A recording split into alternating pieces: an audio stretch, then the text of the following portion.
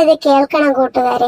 എന്റെ ഒരു അവസ്ഥ. എന്റെ പേര് കിച്ചു. പുറമേ നിന്ന് നോക്കുന്നവർക്ക് എന്റെ ജീവിതം വളരെ ലക്ഷറിയാണ്. 3 നേരം ബിസ്ക്കറ്റ്, മീമി, ചോദിക്കുമ്പോ പാല്, വെള്ളം, സിപ്പപ്പ്, കൂടാതെ ഗേൾ ഫ്രണ്ടും 3 മക്കളും. ഈ 3 എണ്ണവും എന്റേതാണോ എന്ന് പോലും എനിക്കറിയില്ല.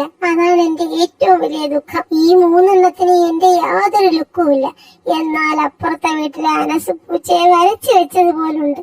അതും ഞാൻ സഹിക്കാം. കാണുന്നിടത്തെല്ലാം എന്നെ അടിച്ചു പറഞ്ഞു. അതും ഞാൻ സഹിച്ചു.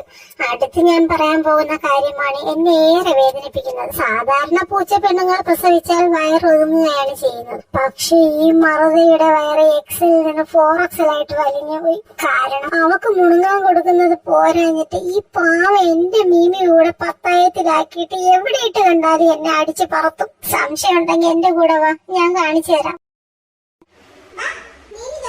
ഹായ് മീമി. അവളില്ലാത്ത നേരം നോക്കി ഉമ്മയെ നല്ലോണം സോപ്പിട്ട് മൊത്തം അകത്താക്കാം. അയ്യോ, ഇനി ഇത് വെള്ളത്തിലിട്ട് അലിയിച്ച് കിട്ടണമല്ലോ. അവള് വരുന്നതിന് മുമ്പ് ഇതൊന്നും അലിഞ്ഞു കിട്ടിയെങ്കിൽ മതിയായിരുന്നു. അലിയുടെ നേരെ കാത്തിരിക്കാം.